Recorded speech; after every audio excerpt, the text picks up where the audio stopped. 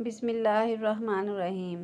चीन के बीजिंग शहर की एक 16 साल लड़की के साथ किसी ने ज़बरदस्ती ज़ना किया।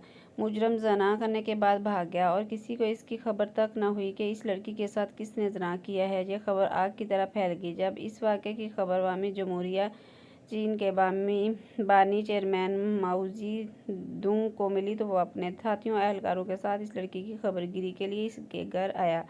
चेयरमैन माओ ने लड़की को प्यार देते हुए कहा, बेटी फिक्र मत करो, मैं आपको इंसाफ ज़रूर दिलाऊंगा। चेयरमैन माओ ने लड़की से पूछा कि जब मुजरम तेरे साथ ज़बरदस्ती ज़ना कर रहा था तो तूने चीखो पुकार की?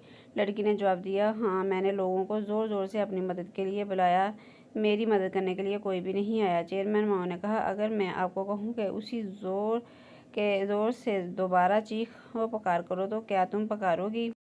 लड़की ने जवाब दिया, जी हाँ। चेयरमैन माओ ने अपने एहलकारों को आधा किलोमीटर के फासले पर खड़ा होने का हुक्म दिया। इसके हुक्म की तामील की गई। जब एहलकार आधे किलोमीटर के फासले पर जाकर खड़े हो गए तो लड़की को हुक्म दिया गया कि इसी आवाज़ के साथ चीखो। लड़की ने ज़ोर ज़ोर से चीखना शुरू कर दिया। फिर चेयरमैन माओ ने अपने सब एहलकारों को बुलाया और पूछा कि कहाँ तक इस लड़की की चीख की आवाज़ सुनाई दी गई है। सब ने कहा, जनाब, हम सबको इसकी आवाज़ साफ साफ सुनाई दे रही थी। तो चेयरमैन माओ ने अपने सब एहलकारों को हुक्म दिया कि आधे किलोमीटर के अंदर अंदर जितने भी आदमी मिलते हैं सबको गिरफ्तार करके मेरे सामने लाओ। जब सब आदमियों को गिरफ्तार करके चेयरमैन माओ के सामने लाया गया, चेयरमैन माओ ने हुक्म दिया कि अगर आधे घंटे के अंदर मुजरम की पहचान हो सकी तो इन सब मर्दों को कत्ल कर दूंगा, क्योंकि ये सब कसूरवार हैं। जब लड़की की ज़्यादती के दौरान चीखी हुई होगी तो इनमें से बहुत से लोगों ने इसकी आवाज़ सुनी होगी। बस इस बात को अभी चंद मिनट ही गुजरे थे कि इन्हीं गिरफ्तार शुदा आदमियों ने इस आदमी की निशानदेही कर दी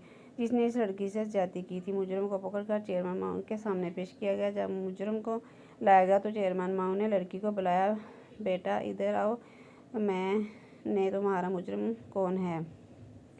लड़की ने मुजरम की तरफ इशारा करते हुए बताया कि ये वो आदमी है जिसने मेरे साथ ज़बरदस्ती की है। उसी वक्त हुक्म दिया गया कि इस आदमी को कत्ल कर दिया जाए। हुक्म की तामील की गई। इसी तरह 9 उम्र लड़की के मुजरम को तलाश करके 3 घंटों के अंदर कत्ल कर दिया गया। इसको कहते हैं इंसाफ। यही वजह है कि चीन को दुनिया में तरक्की याफ्ता मुल्कों में शुमार किया जाता है। एक मजलिस में तकरीर करते हुए एक आदमी ने पूछा कि आप काफ़ी देर से तकरीर कर रहे हैं तो हम सब सुन रहे हैं, ये बताओ कि नमाज में 2 सजदे क्यों अता किए गए? तो मैंने कहा, मुझे नहीं मालूम।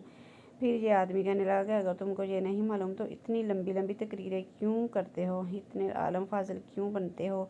तकरीर करने वाले ने कहा, जनाब, मैं नहीं मानता कि मेरे पास बहुत ज़्यादा इल्म है, मैं तो एक मामूली सा बंदा हूँ। इस आदमी ने कहा, फिर सुन, नमाज में 2 सजदे क्यों होते हैं? एक सजदा तो वो है जो अल्लाह ताला ने सब फरिश्तों को हुक्म दिया था, हज़रत आदम अलैहिस्सलाम को सजदा करो।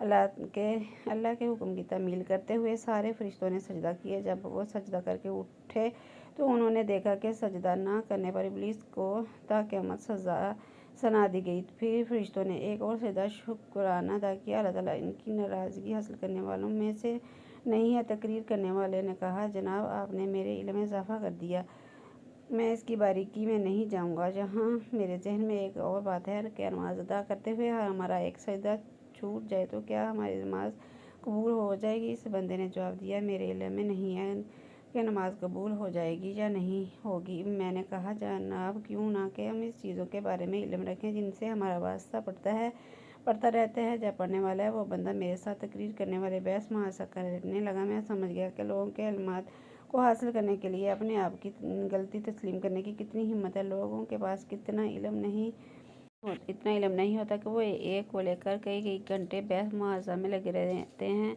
इस तरह इसकी ज़बान में ऐसे अल्फाज निकल जाते हैं जिन अल्फाज को बोलने में अल्लाह ताला नाराज़ हो जाता है। हमारे माशरे में अक्सर लोग खुसर के फ़राइज़ नहीं आते और बातें ऐसे करते हैं जैसे कि वो इल्म दीन है। हदीस मुबारक में यूँ फरमाया, इख्तिलाफ अल्मा का आपस में इख्तिलाफ रहमत है। ये हदीस इस बात की वजाहत करती है, जाहिलों का आपस में इख्तिलाफ करने ज़हमत के ज़मरे में आता है। इससे ये मालूम होता है कि जब इल्म बात करते हैं तो साथ साथ दलाल पेश करते हैं, तो जब इल्म बात करते हैं तो बातें करते करते आपस में झगड़ना शुरू कर देते हैं और एक दूसरे को गाली गलौज करते हैं।